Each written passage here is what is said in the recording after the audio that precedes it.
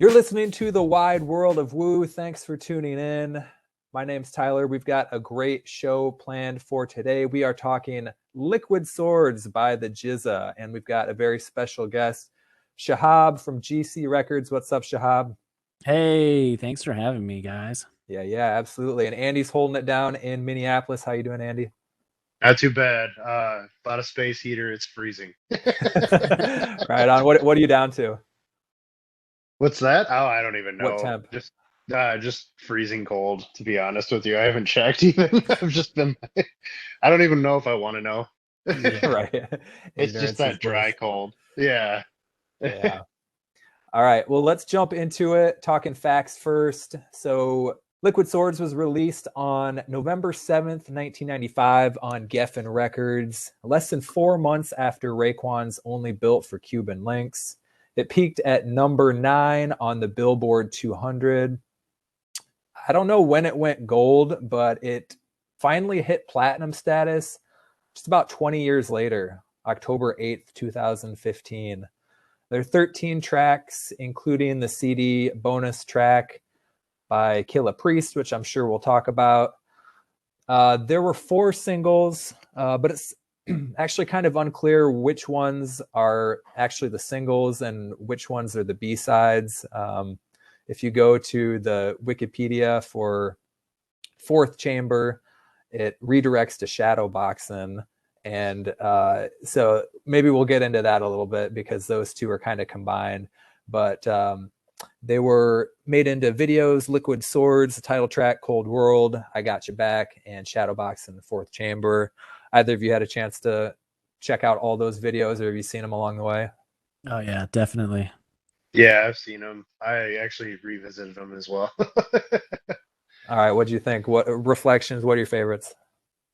Oh, I would say Liquid Swords, I think, is a really cool video, just as far as like um the visuals go and everything. I love the big clock and everything, so Yeah, it's yeah. like And that it, song is just great.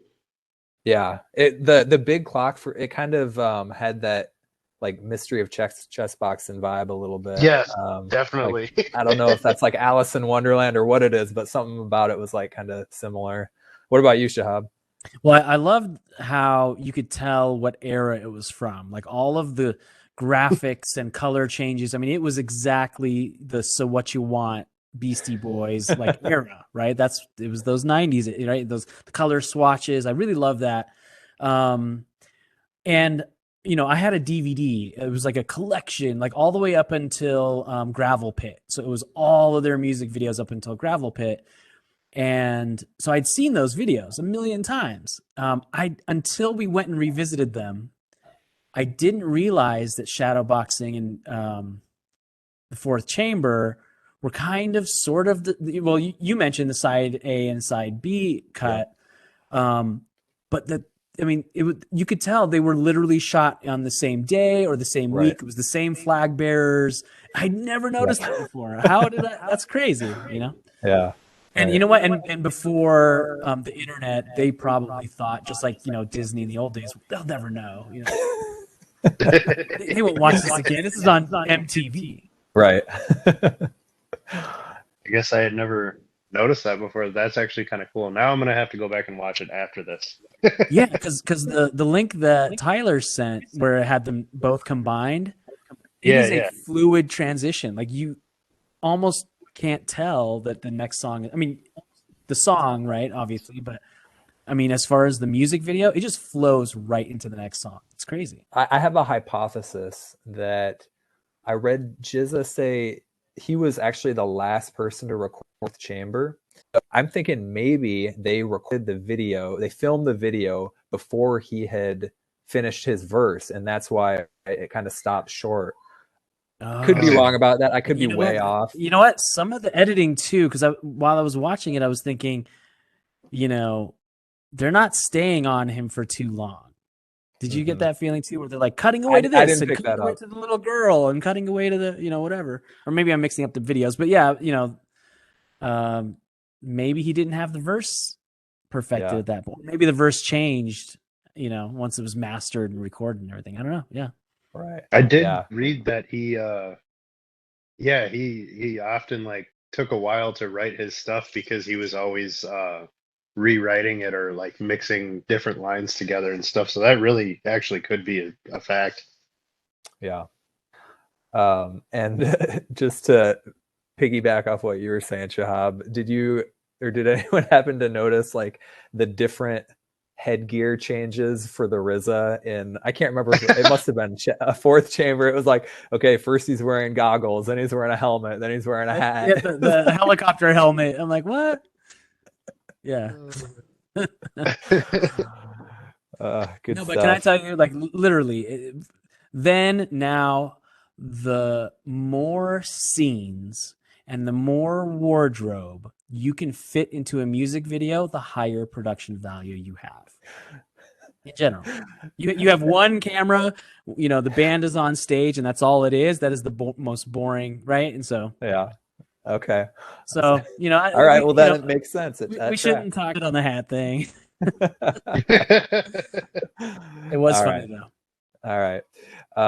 Artwork. I mean, what the artwork is probably my favorite Wu-Tang artwork. I mean, it builds off a little bit, I think, the mystery of chess boxing. And it was done by Dennis Cowan, who is an actual comic book artist, did work for DC, Marvel, has been nominated for an Eisner Award. I love it. I think it fits pretty well. I don't know if it's perfect, but I think it's really close. What do you guys think? Well, also thinking, you know, back to what you said about the clock in Alice in Wonderland, Look Through the Looking Glass was also chess, you know. But, you know, I must say, GZA is, and I think this is why you brought me on the show, my favorite MC from the Wu-Tang, of all of them. I love his rhymes. I love how he layers things, and what Andy was saying earlier about how he writes. Now it makes sense, right? It's so layered. But the thing that I love the most, which some of the other Wu-Tang brothers just don't have, is that in my brain, GZA's lyrics play out like a comic book, like very, very much so. And I see the scenes, and I can see the different, you know, panels. And so having that cover, I always thought fit so well. That's a really good point. Yeah. No, definitely. I love it. It was actually my phone background for like a good solid 2 years. So nice. It's like, I love that album cover. It might not be perfect, but it is such a great image. Something that he definitely just went on he just went on tour and I couldn't go, right? And so I was like, you know what, but I gotta support anyway. And so I went on to his store, and do you remember he did these like weird Chanel kind of like trailers for the tour or whatever? No, Louis Vuitton. Okay, look this up. Look it up. GZA did Louis Vuitton commercials. It's crazy. But I think, you know, it was sort of, I think, I don't know, I wasn't, you know, paid to do the marketing of it, but I think it was to kind of bring him back into the limelight. So when he did his tour, you know, post-pandemic or whatever, people would go, and I just couldn't go or whatever it was. So I popped on the website where they had the Louis Vuitton video and everything, and I bought the Liquid Swords t-shirt because it has that artwork on it with like inside I know what you're the talking about. Yeah. So I can't buy it at the show, but I'm gonna buy it anyway because man, it's such a sick cover. I didn't realize that was like a Louis Vuitton thing. Did you see it? Like it was all weird, and there's like a forest section. And samurai. Yeah, that's actually pretty awesome. Yeah. All right, I got to check this out after we get off this. Let's tell me about the first time you encountered this album. Why don't we start with our guest? Yes, go ahead. So I don't remember exactly when, but shortly after high school, so all during high school, even though I did listen to punk rock, hip hop, it wasn't my favorite. I would listen to punk rock, right? So after high school, getting in at the college radio station and like thumbing through all the records and doing all that, going to more shows, then turning 21. So during that time, one of my cousins from Sweden moved to California and, to go to college, quote unquote. But of course, he came here to just hang out, party, do whatever. I don't know. Right. So, and a lot of you might not know this, but in the 90s, Sweden like ate up American culture, music, movies, and the thing that they very much gravitated toward was New York. And I think it was like an unconscious way of kind of like looking at those movies and those soundtracks and, thinking, holy shit, it's cold here too. You know what I mean? Or whatever. Like they felt like the parka jackets, like they could see themselves in New York, I think, unconsciously. So dude, he came over, he had everything Wu-Tang had put out until then. I had just like, of course, everyone heard, Cash Rules Everything Around Me, 36 Chambers, like all that. Like it was a staple. But, RZA set everything up so everyone could go have their solo projects. Like I wasn't deep into it. My cousin was. And so he was like getting us into it. And then just one of these days we're record shopping and I knew GZA was my favorite and I saw Liquid Swords and that just changed everything. Sure. What about you, That's Andy? crazy. Sorry, I'm just like, I didn't realize all that. That's really cool. For me, this actually came a little bit later for me. I knew about it, but I probably didn't get into it until about after high school as well. I think I bought a copy of it from like a half price books or something like that, and pretty much just jammed it in my car. Like I couldn't take it out of my CD player. It's flawless, It's a great album It from is front to flawless. back. Yeah, yeah. So, I mean, that I don't even know, that had to have been around 2008 or so. So, right around that time. Mm-hmm. Was it like sold on the cover, like judging an album by its cover for either of you? Yeah. I mean, a little, you know what I mean? Like, yes, but I knew it was GZA and I wanted it kind of thing.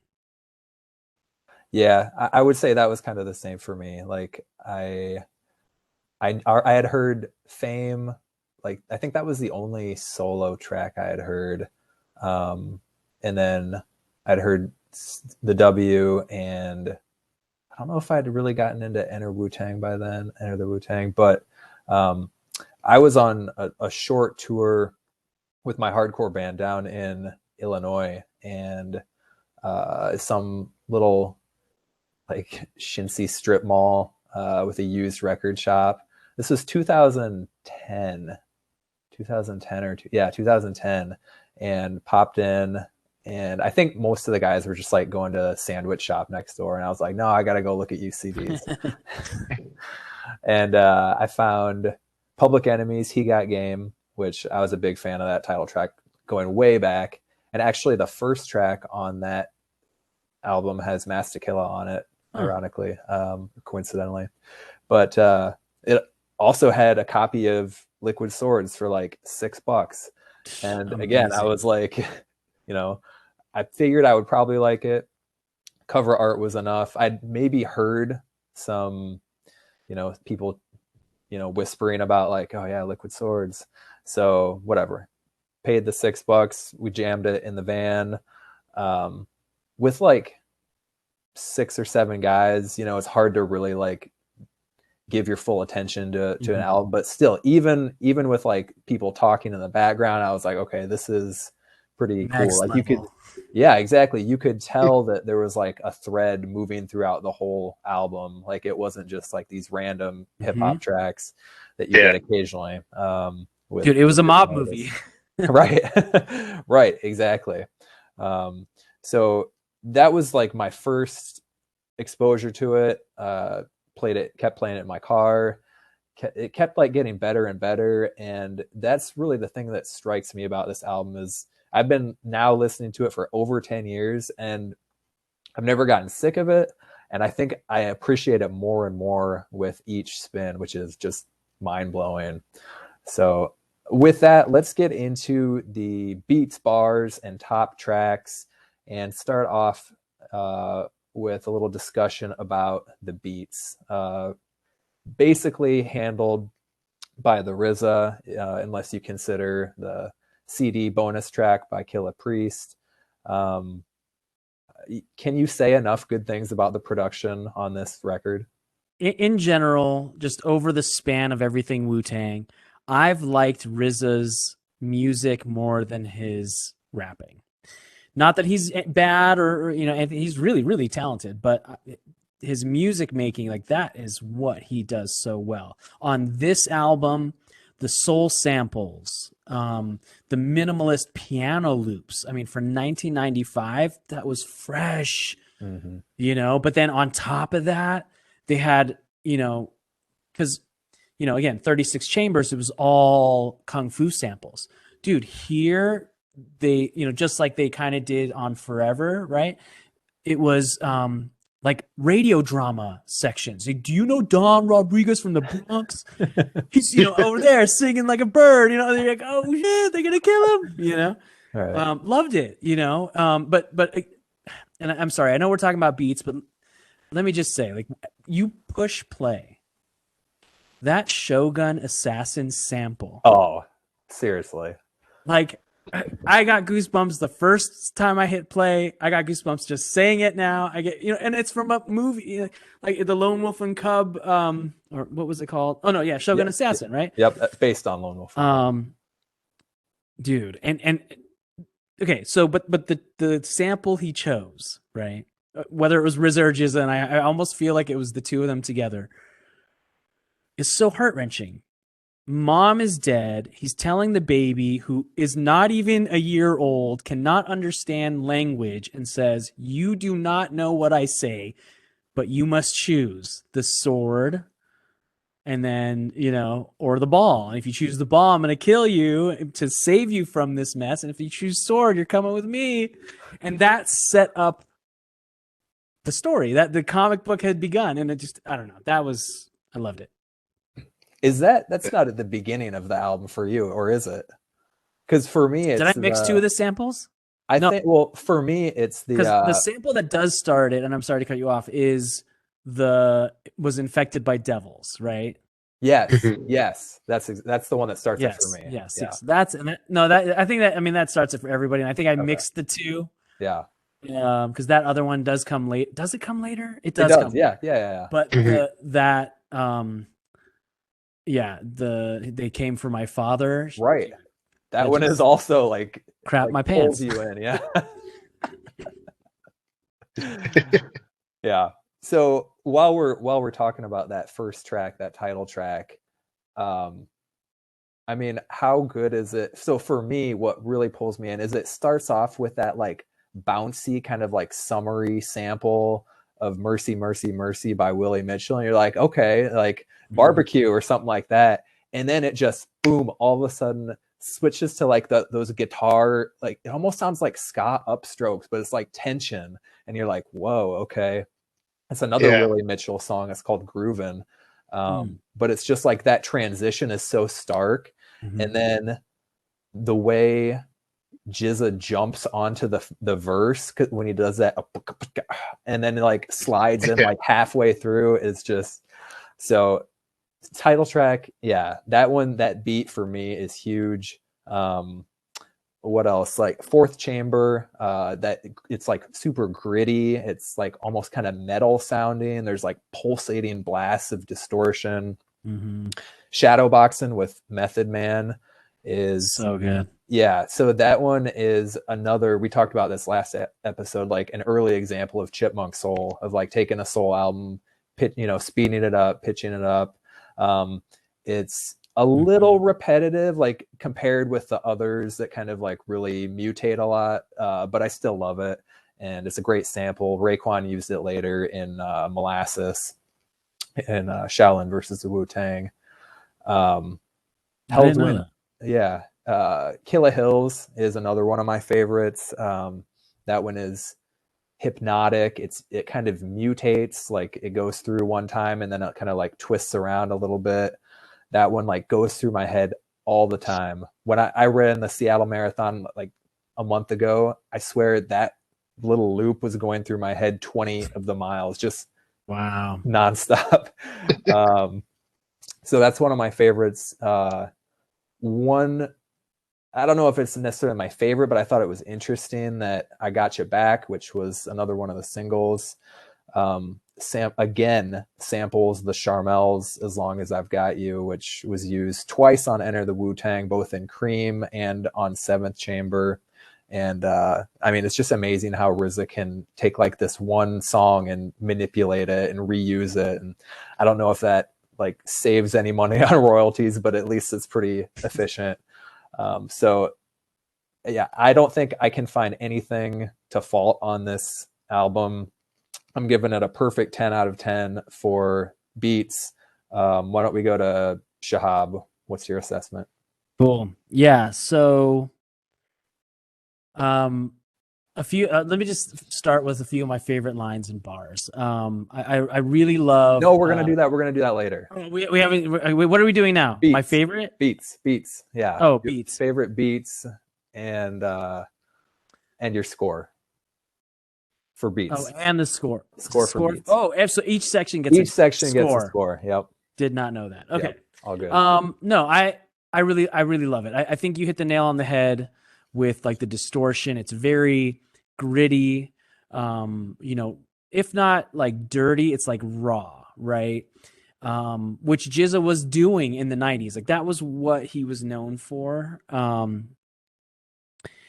And to a certain extent, I think, you know, again, in hindsight, like I didn't know it when I was first listening to it, but I think, you know, especially with some of the lines that they say, I think the music was him doubling down on his style and basically saying, look, like all of you are biting me.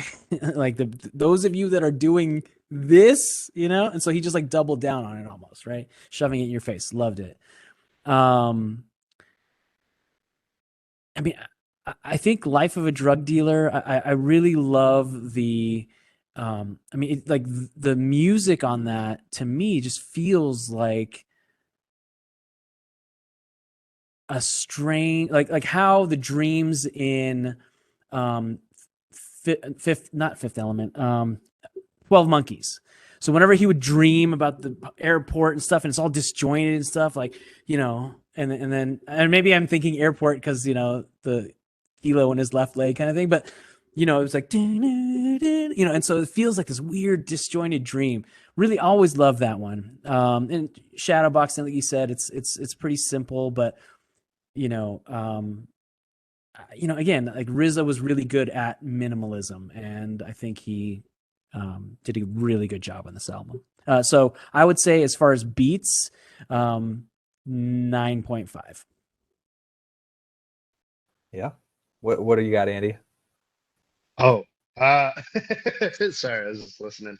I guess I would say I think this album, I don't know, it flows so well. It's got this really good you know, fluid vibe through the whole album, like you both were kind of saying.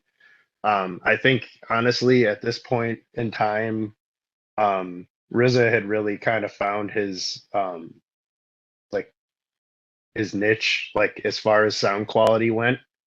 Like I think after 36 Chambers, it obviously got better, but this album, in my opinion, as far as production goes, I would probably have to give it a 10. I mean, I know that might be a stretch, but I think just the way it flows is so good. It's polished, it sounds good, but it's still gritty.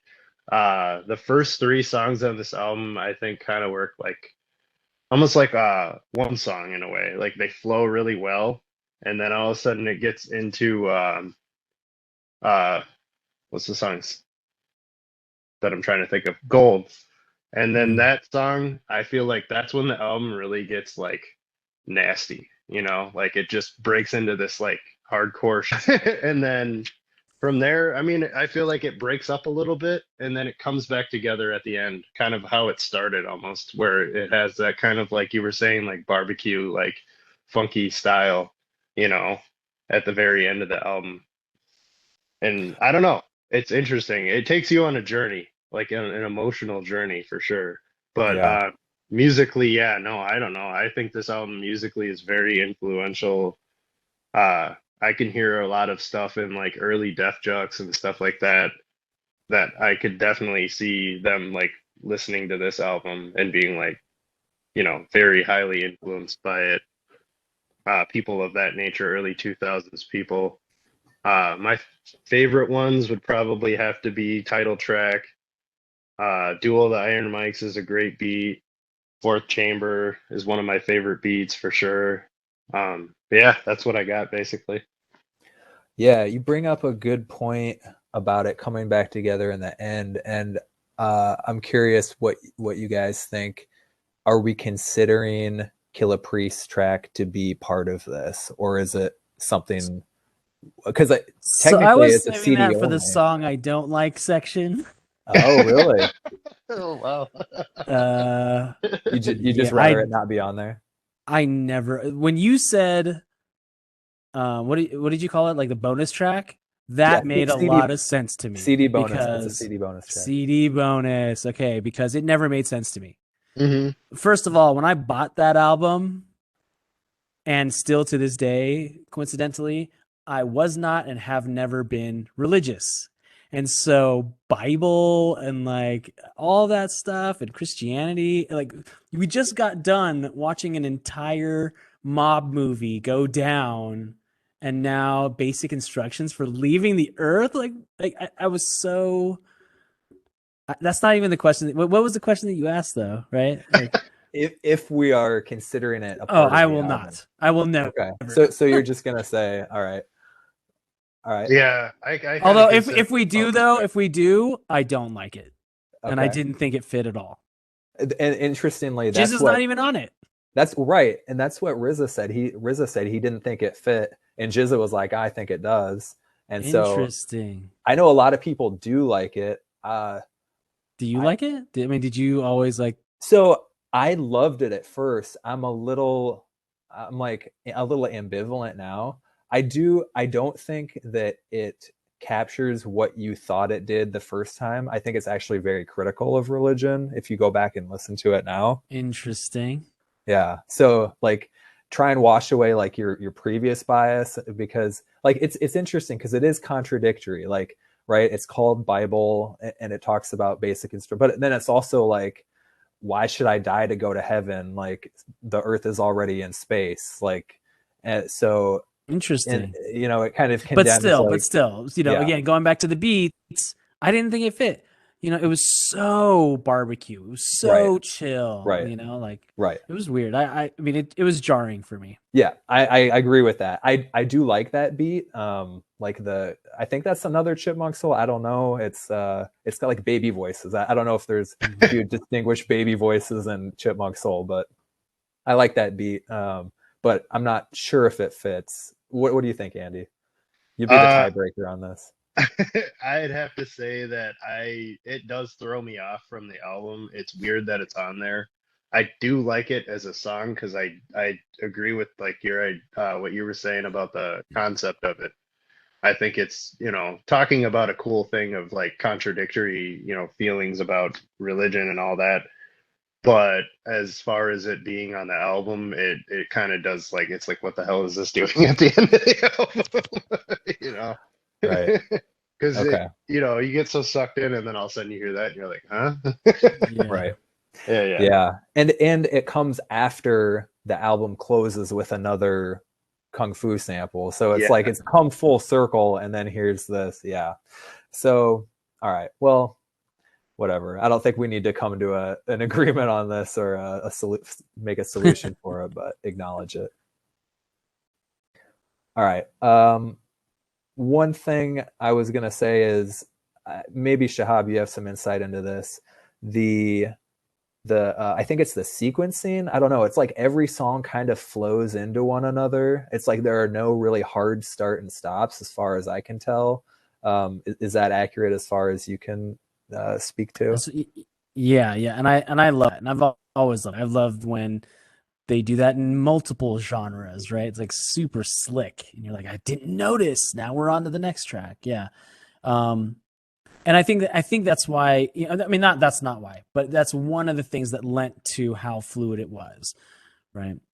On top of the like right song order and all of that, but it was just, you know, it was like, again, in my mind, like a whole comic book issue or a movie kind of thing. For sure. All right. Anybody? Yeah. Anything to add, Andy, on that? Oh, I was thinking about this earlier, but when you were saying that, I was kind of thinking about it too. Is like the how fluid the album is, musically, it kind of sets up this like backdrop for like how GZA's storytelling is just so good. Like I was thinking about it earlier, and I'm like, GZA's like a elevated. Genius. Yeah, he is a genius, but he's an elevated like Slick Rick, you know, like he Yeah. is a great storyteller, you know, and I love comic books, and yeah, no, it's like flawless how he can just tell these stories over these beats and just suck you in with them, and like that is just as fluid as the music, and it's so strong as a unit, you know. Yep. Yeah, I Yeah. agree. I think that's a good point. I think the fluidity of the track, like the production and maybe the beats to some extent. Anyways, the production and the sequencing gives the impression that the album is more of a story arc than it actually is. Yes. Like, definitely. because if you dissect the individual lyrics, it's like, okay, we've got one song that's like About just the- braggadocio. yeah. Here's like a song about record labels, you know. Mhm. But yet people seem to think it's like this grand story that goes from start to finish. And I think it's like the kung fu samples tie that in, the production ties that in. So that's something that I mean, it speaks to the way the album was constructed by, I'm guessing the RZA. I'm sure there were some other people who were involved in that, but let's get to the bars. And who wants to kick us off for bars? I think our guest should kick us off for bars. Sure. All right. Tell us about your favorite verses, your favorite tracks lyrically, and give us a score from 1 to 10 for the overall bars on Liquid Swords. So I mentioned this earlier. I really, really love Life of a Drug Dealer. Like that track really embodies the storytelling of GZA that I love. The song is so good. What's that song actually called? Because I know that's not actually what it's called, and I never know. Is it called something else? It's called something else. But okay, here's what's so confused. Sorry to interrupt you. What's so confusing is the CD, on the back of the CD. I'm looking at it right now. Like all the song titles are in a different order. Some of the songs are not actually named what they are. Like there's one on the back called The Unexplained, which isn't real, or is not actually what it's called. So I don't know if anyone can like Google. I feel like my computer's going to crap out if I try and do more than one thing at one time.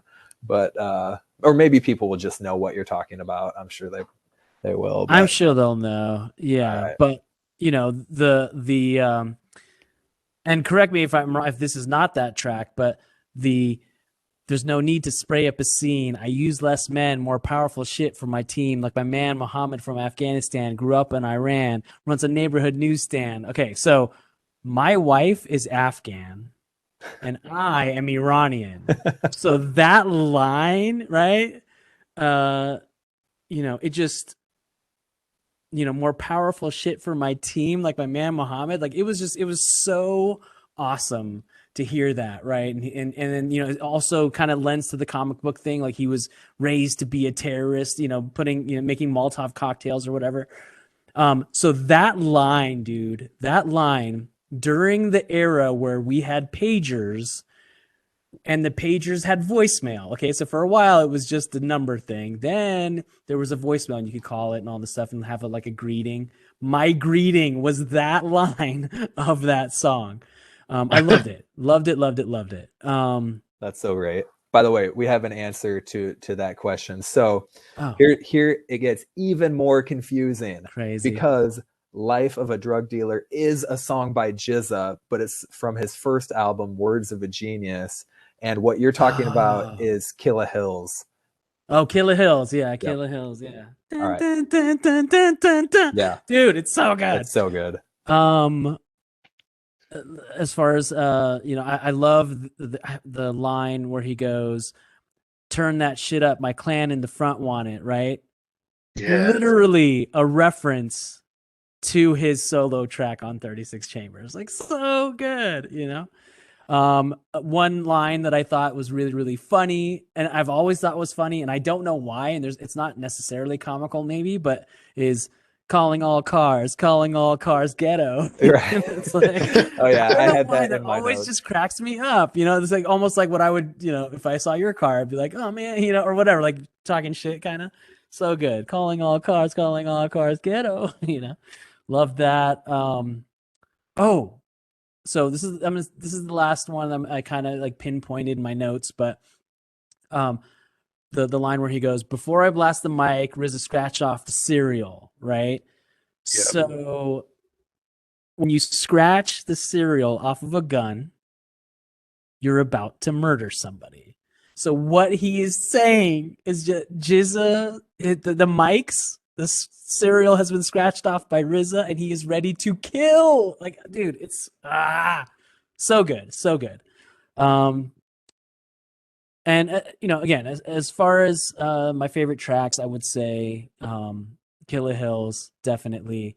Shadowboxing never gets old. Meth and GZA kill their bars on it.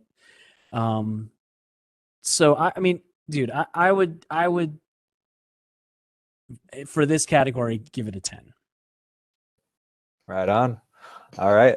Let's hear what you got, Andy. Oh, all right. Let me look at my notes here a little bit. Dude, I have so many notes for this. Yeah. I'm like struggling to hold. I wanted not to forget. Notes. Yeah. I'm trying to think here because there's a lot of really great bars on here, and I've told you this before, but I can listen to songs and I can say every single word while I'm listening to it. But as soon as I'm not listening to it, I like forget. I like freeze up. So, but as far as like bars go, I would have to say, uh, I think the first track, honestly, I mean, I know it's not great, but I just love like the setup. I love the hook, and I love just like the fun of it. The bars on it are a lot of fun, classic, and I can just always kind of sing along to it.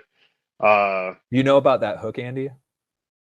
Yeah, I have heard about that hook because I did watch his I think I watched his Tiny Desk concert and a few other things where he was talking about that. Yeah. That it Which goes is back to 84. So like 10 years earlier or over 10 years Whoa. earlier, they were GZA, RZA, and ODB would do that chorus as like a Was it like part of a different song? Yeah, they would just do it like as a kind of like fun a thing. party type thing. Yeah, yeah. Yep. So it was kind of an inside joke. Not joke, but like an insider thing. Yeah, no, for sure. Yeah, no, it was like it was like their like party, like it was like kind of like their battle cry in a way. Like they would go and, rap at parties or battle people, and they would just use that. I like Swordsman a lot. I like Kill a Hill. Shadowboxing, I love. I know it's kind of like you said, it's kind of repetitive. I think it's like the fun track on the album. Like it's got meth on it. I love his verse. I love how he kind of sets GZA up to come in and just like take everyone out, you know? And Meth is just like, I don't know, he's got his own style. His style is definitely the most like catchy out of everybody's, I guess I would say. But he's just so good at it. He's so smooth, and he just like he totally just sets it up for GZA to come in and just like take everyone out. And that's probably, as far as bars go, that's one of my favorite tracks, I think, for sure. But yeah, no, that's what I got. What's your score for bars? Man, on this album, hard to say. I'd have to say I'd probably give this album like a 9.5. All I right. don't know. All right. Yeah. Yeah, it's hard to give this one a score. It's such a good album, and there's so many good lines on it. Yeah. I agree. I decided for bars for Liquid Swords, I'm mostly gonna focus on like the few areas where it's not perfect when I'm talking about the bars. Because otherwise we wouldn't have time. We'd be here all day and all night.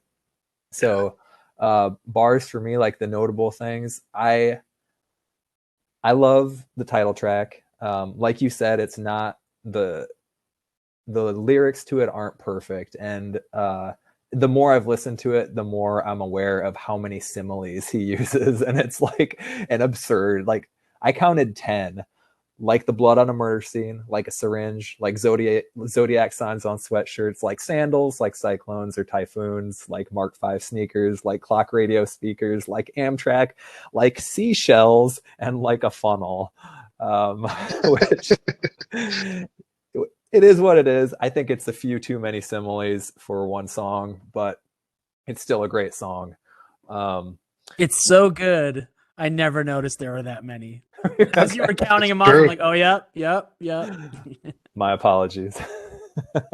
So the other one, labels. So I don't dislike it. In fact, I like an aspect of it. I don't know if it really fits with the album. It's, I believe, the first of what I would call GZA's category songs, where he Yeah. uses names from a particular category to form a narrative. In this case, record labels. He would do the same thing in Fame, which was the first solo song of his that I heard. And would do that in Animal Planet and Queen's Gambit, 0% Finance, Publicity. So it's kind of notable in that way. But I don't know. It doesn't strike me as a top lyric track, even though it is kind of a. I don't know if there were other rappers doing that kind of a thing. Or do either of you know of any? I can't think of Yeah, not anything in off the top. 95. Yeah, I feel Right. like he kind of uh invented that, or maybe made it famous. Right. Okay. Yeah. I will say I love the lyrics and GZA's delivery on everything. I don't think it's his best lyrically. I don't think they're the best bars that he would ever do in his career. It's really good though. So I'm gonna rank it at So let me 9. pause you there. Okay. You don't think it's lyrically his best. Can I ask you which album you think is his best? I think okay. Well, I'm just gonna be vulnerable here. I think it's Pro Tools.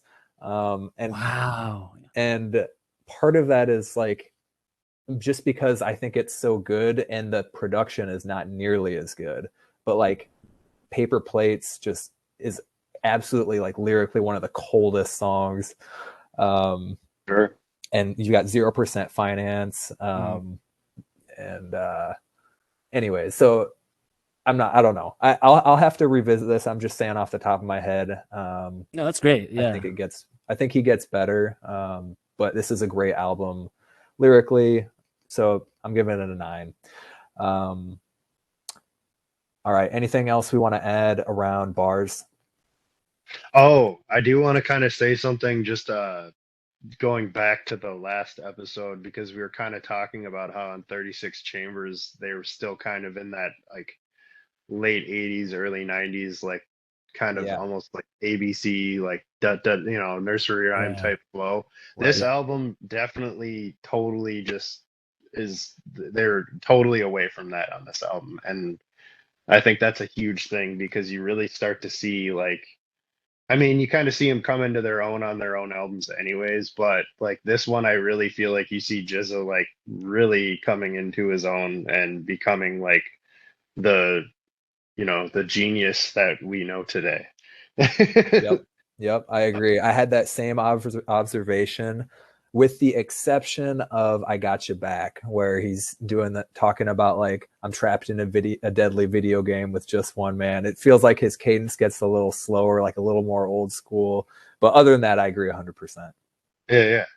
I guess I never thought about that. That's a good point, though. Yeah. Anyways, I'm nitpicking. I don't mean to. Let's. Why don't we get down to top tracks?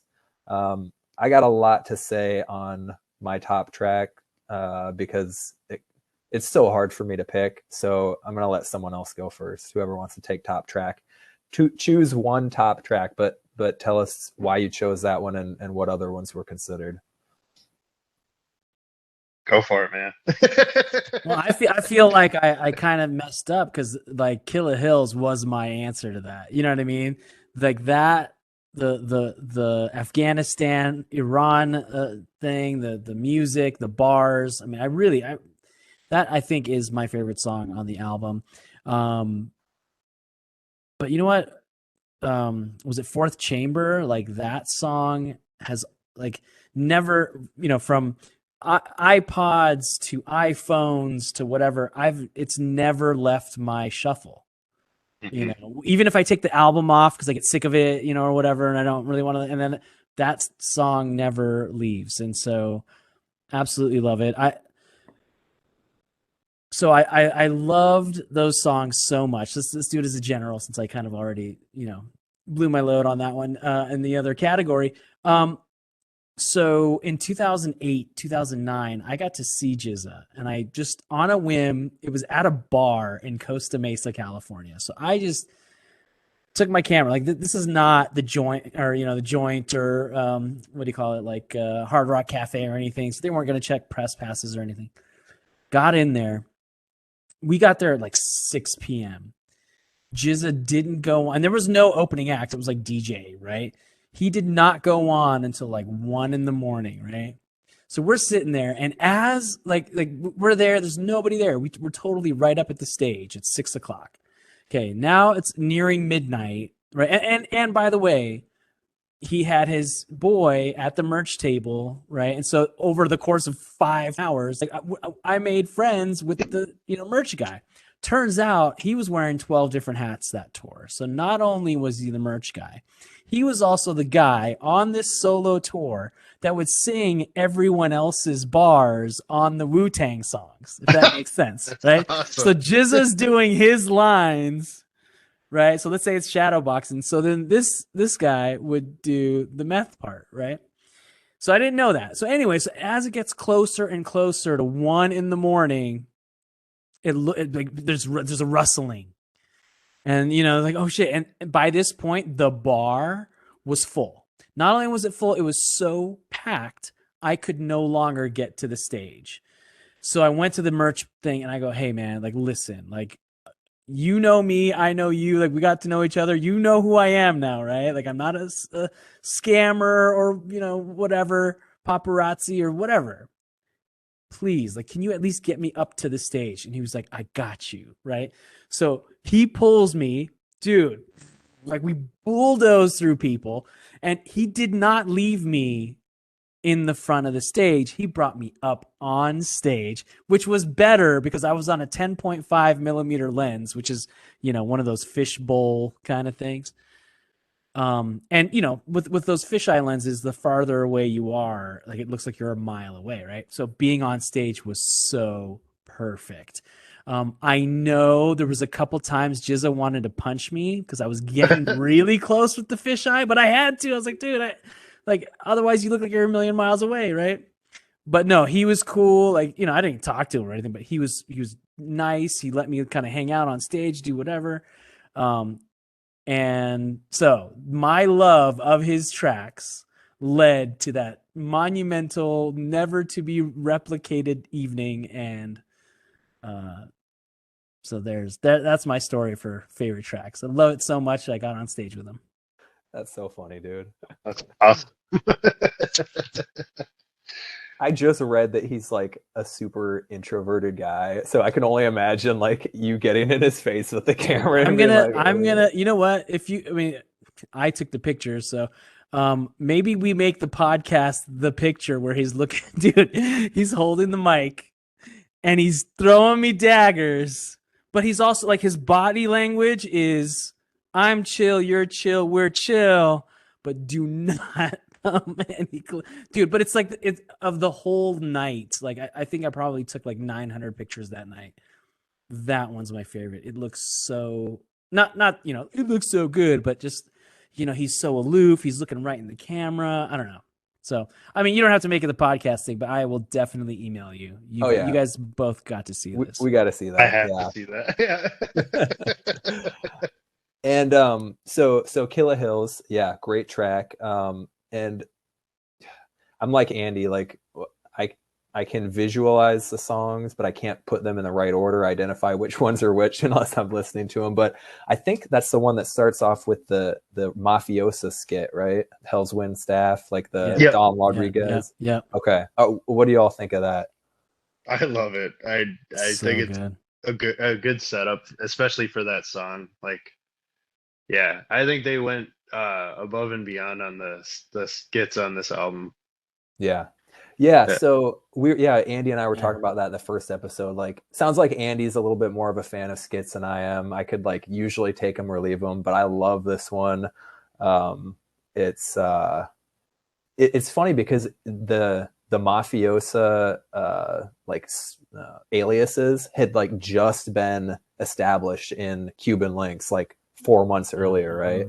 Yeah. So they built on those like pretty subtly, not as much as in Cuban Links, but still an opportunity to like continue the mythology in kind of a parallel way. It's funny if you read like the genius.com annotation of this, you can see how confusing it is because like Dreddy Kruger's there. Who else is in that? Do you know, like Ghostface? Someone's singing. Yeah. So someone's singing. GZA's like, what is this? Hell's Angels, which doesn't make any sense. Like, no one knows what we're talking about. It's really hard for me to follow exactly what's going on. I was about to ask you, like, can we see if the three of us think the same thing's happening? Like, what do you think? I feel like it's at an outdoor New York restaurant, right? There's like plates and shit clanging. So I feel like, again, and New York, right? So not only is it a restaurant, but there's also a shit ton of people walking, to work or doing whatever. So, across the way is the guy singing R&B. And I feel like one of RZA's entourage keeps going, hey, right? And he's saying something. He's like, hey, R&B? Like, what do you do? Right? He's like mocking him kind of, right? So our, wingman is mocking the guy across the way, singing his R&B. And I mean, I love the part where he's like, do you have the 40,000? And Riz is all, hey. And you almost don't know if he's talking to his wingman, talking shit to the R&B guy. Hey. Right? And he's like, listen, we know the thing, but do you know Don Rodriguez? Anyway, so I feel like it's and the phone call, right? So there's the phone call. So I think just before he talks to the guy, he goes, GZA's not here. But like you said, GZA is there. And he's talking. And he says the Hells Angels thing. So is that a ruse? Is that, like, what is he trying to prove? I don't know. What do you guys think? I think that's a pretty interesting observation. I didn't ever think the restaurant thing, but now that I think about it, that makes it's like sense. a meeting at the Italian. Yeah. That makes a lot of sense. Yeah, because I always, I definitely got the vibe of like they're just trying to create what the sound of like being out on the streets of New York would sound like, for sure. But yeah, I always thought like the dude singing was being set up somehow. Like somehow they were gonna take him out for something. But interesting. Yeah. I think that was just, I mean, I've always felt like it was just New York noise, right?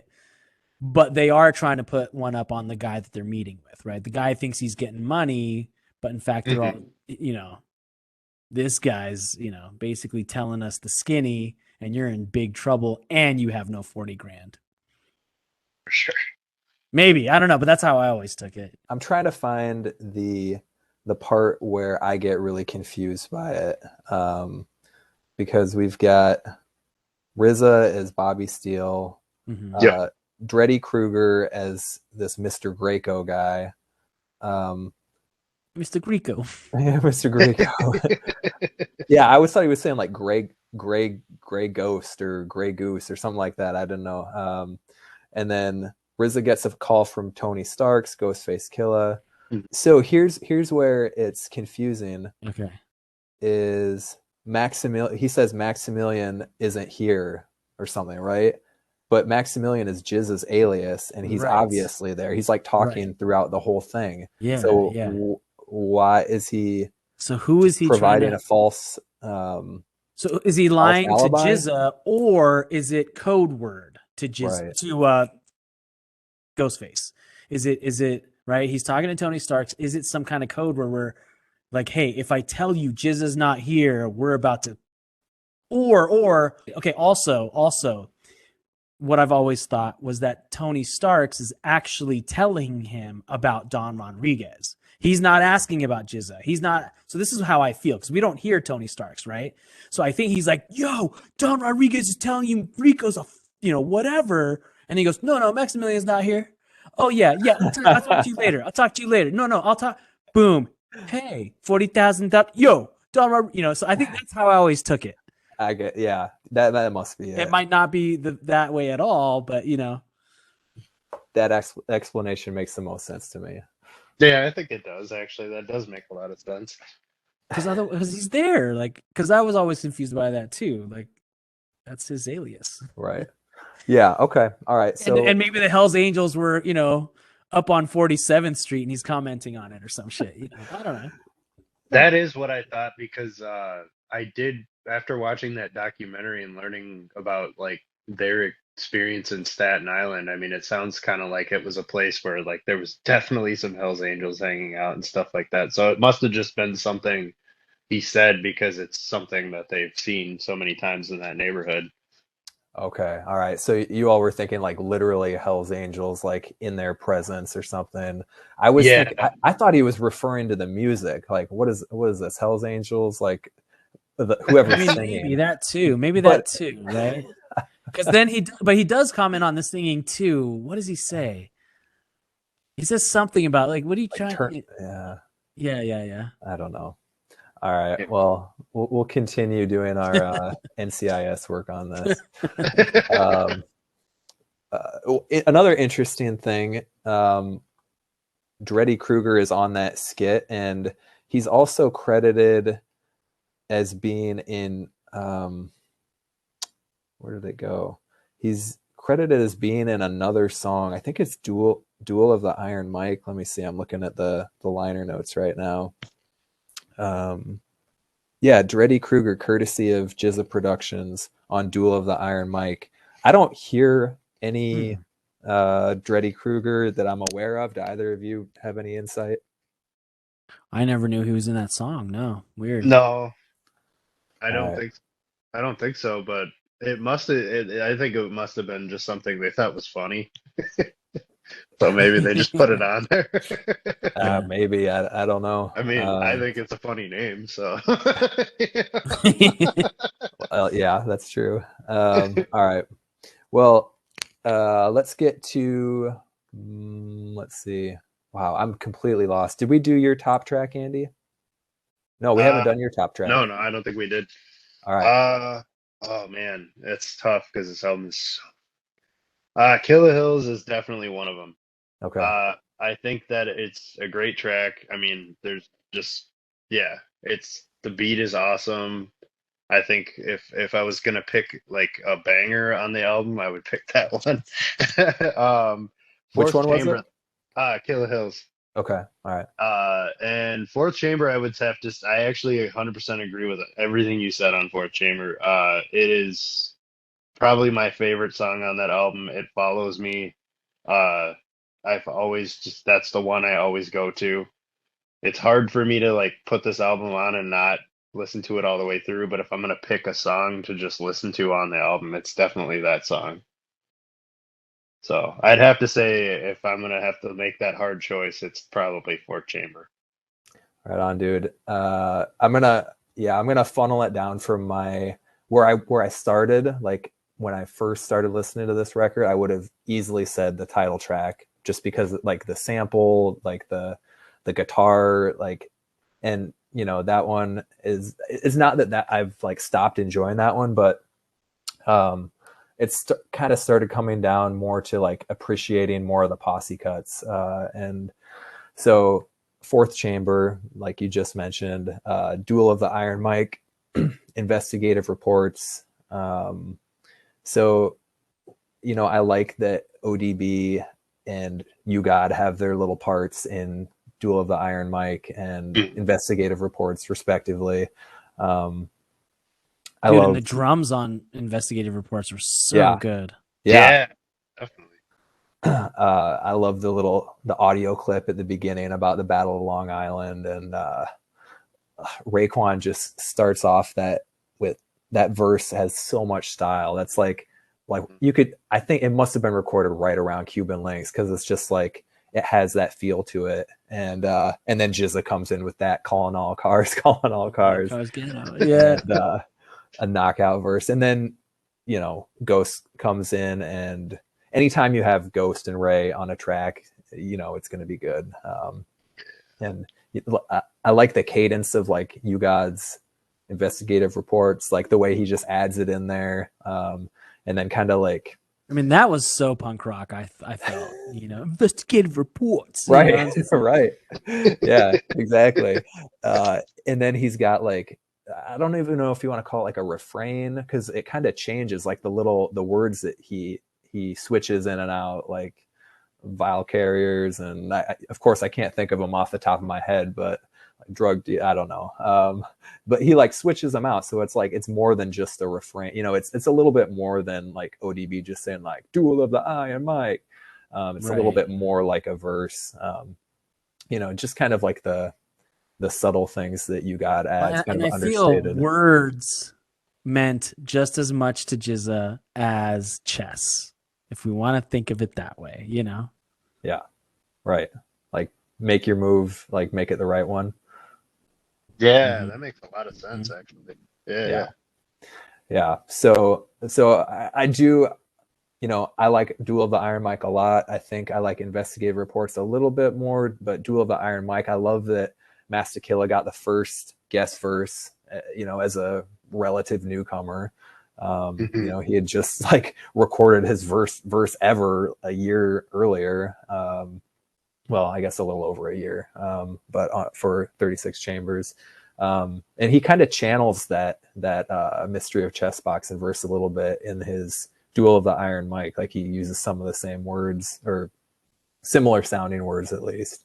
But he has that kind of like laid back style, and then the music kind of like, dies out, and then Inspected Deck comes in. It almost sounds like a tempo change, and I'm pretty sure it's not actually, but it's just like the intensity makes it sound like a tempo change coming in with Inspector's verse, and and then of course GZA's opening line, picture bloodbaths and elevator shafts, like these murderous rhymes tight from genuine craft. Like, yeah, it's so perfect. Hands on heads, craft.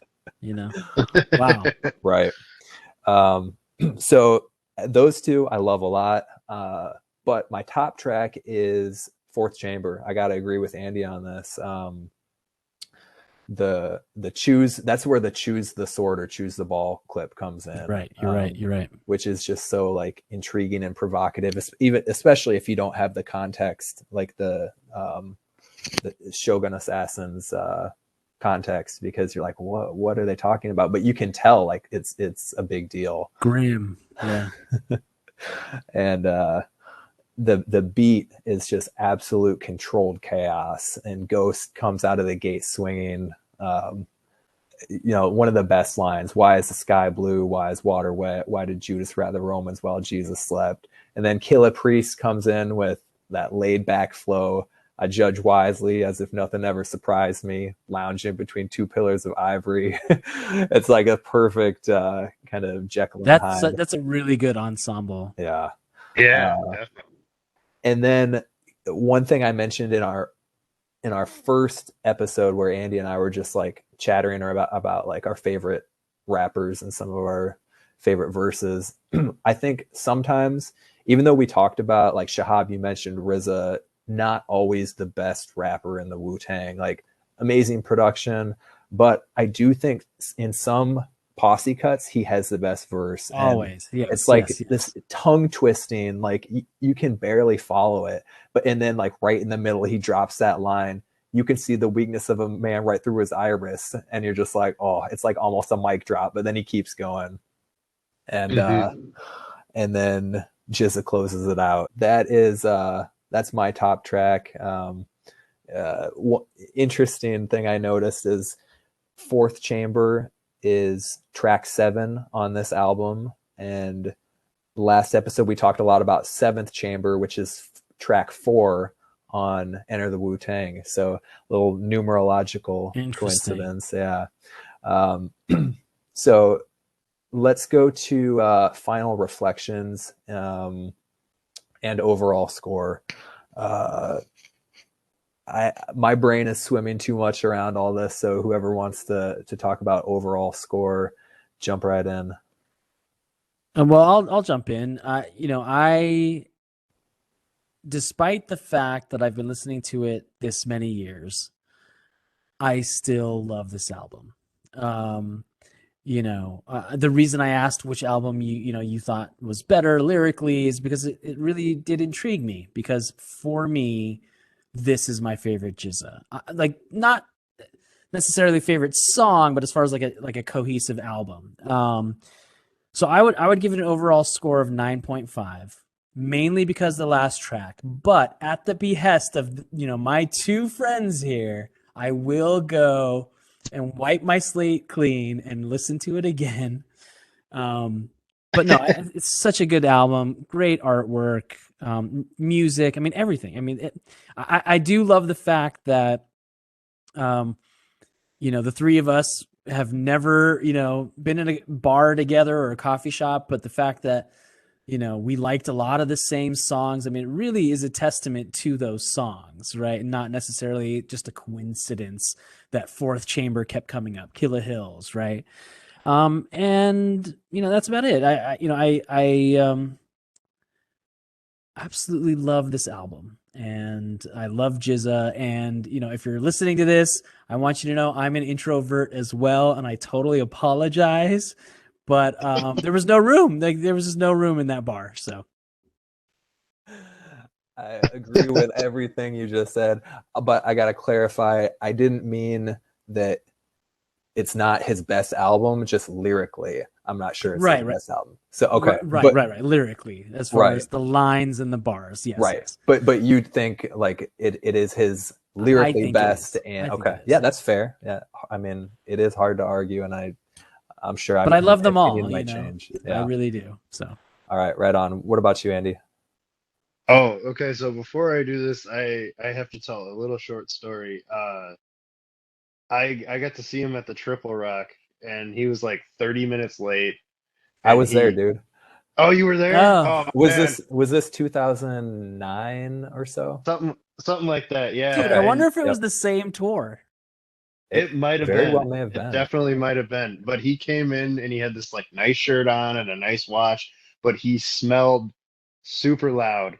Like I could smell it in the audience. And it was like awesome. Of weed. Oh yeah. I mean, yeah. Yeah, no, I'm not surprised. But... I'm not surprised, but it was just funny that like I could smell GZA from the audience at the Triple Rock.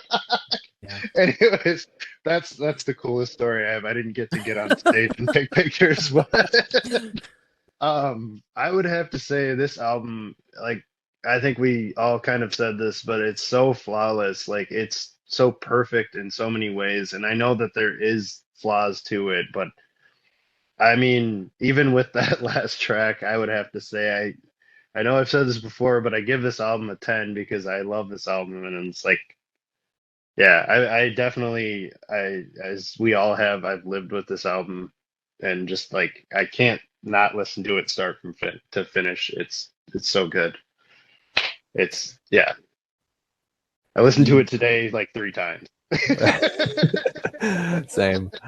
Yeah. Yeah.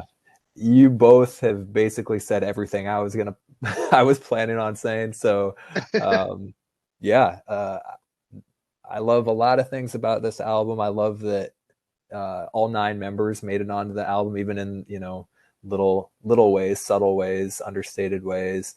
But I think that's pretty cool. Continuing the newly established mafiosa theme. It's yeah, it's pretty untouchable. Since I think there are like little tiny things that I don't love as much as other things, I'm gonna give it like a 9.6. But it's one of my favorite albums of all time. For sure. I would put it definitely in top 5 Wu albums, maybe number 1. Definitely top 5 for me.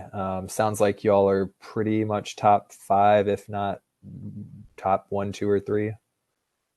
I'd hate to say it, but I actually think this is probably my favorite Wu-Tang album. I mean, it's hard to say that. It's really hard to say that, That but is I think hard to it say is. that. Yeah, I really do think it is, just as far as like the fluidity and everything of it goes. Even the album cover. Right. Yeah, Yeah. yeah. Yeah, that's true. Like everything ties together so well. And uh, I was thinking about this a little bit, and like, um, because it is like the kind of mafiosa and violent, but at the same time, there's like that kind of cinematic aspect to it. It's not like it ever really gets like depressing like some gangster rap can. You know what I mean? Like there's Mhm. kind of an escapist element to it. Like you can kind Totally. of, yeah. Um, and I think having comic book art as the cover art helps with that. For sure. Um, so any final observations or thoughts anyone wants to add on Liquid Swords? I don't know that I have I think it's anything. Do you? amazing. Yeah. If you haven't listened to it by this point, I think you should just go buy it. They sell it on vinyl now. Go. I Perfect think that's plug. a good thing to say. Right. Yeah, we didn't get paid to say that. In fact, we don't get paid at all At all. yet. But dear listener out If you'd there, like to sponsor, you can be our first Patreon sponsor. Patreon.com/wide world of woo. Drop us a sponsorship or a supportership, however you want to call it. We'll give you a shout out. You can help us pick our next episode. In fact, we haven't decided what we'll be covering. So follow us on Instagram. Wide World of Woo is our handle. So that's it for Liquid Swords. Thanks a bunch, Shahab. Thanks, Andy. yeah. And have a good New Year, y'all. Yeah, you too. See ya.